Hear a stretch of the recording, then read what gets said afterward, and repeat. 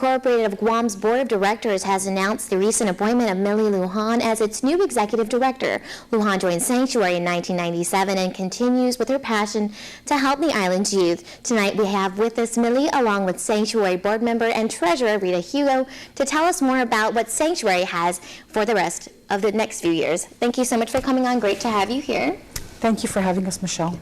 First, Millie, you could tell us about your experience so far and what are some of your priorities as a new executive director? Okay.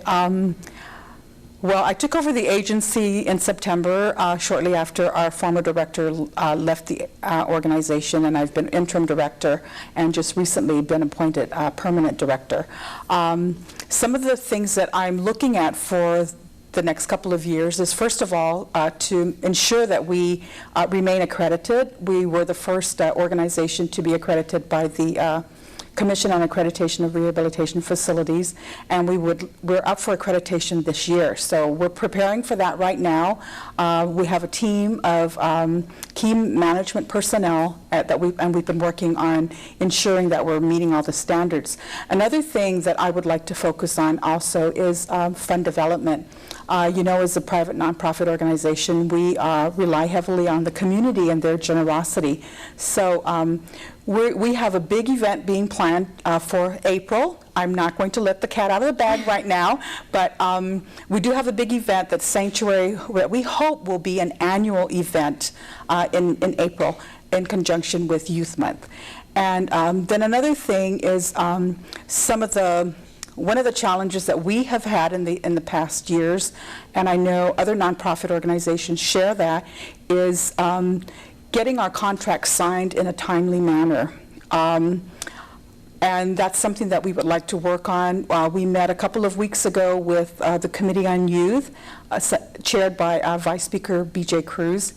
And one of the things that I asked is perhaps what they could do is send out the RFPs for the contracts with the NGOs earlier in the year to give us ample time, to get that contract, to submit our proposals and get the contract through the process that they have in the government. And I know Rita, the board plays a huge role in, helping with, a lot of what's going on at the sanctuary.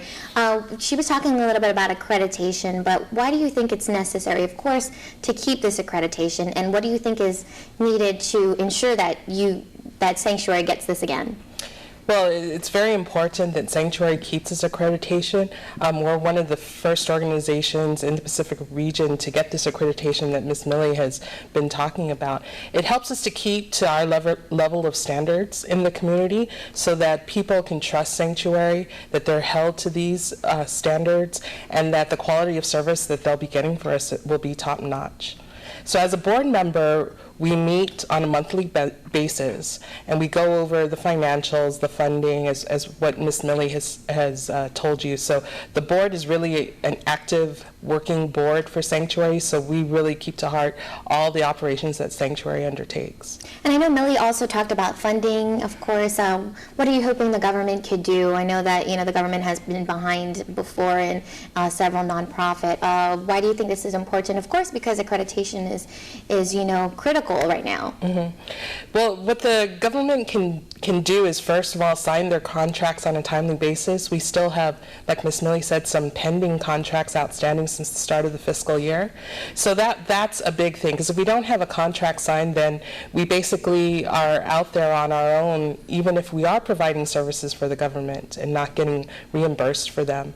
So that's part of the thing. The other part is, to look at other funding sources. We rely on the government of Guam. We rely on the federal government as well, and we also rely on the generosity of the public, the normal person off the street giving us that $5 or $10, whatever it is that they can provide to us.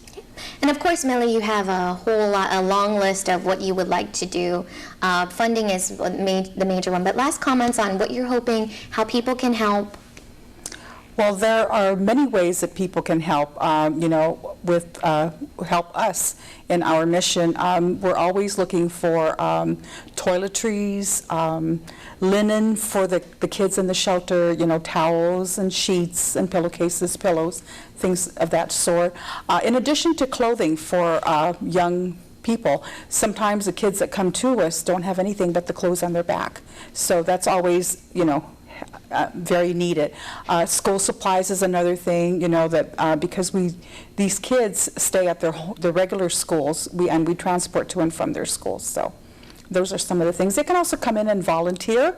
There is a process. They need to meet with our human resource manager and get the proper clearances in order to, you know, to work with our kids in the shelters.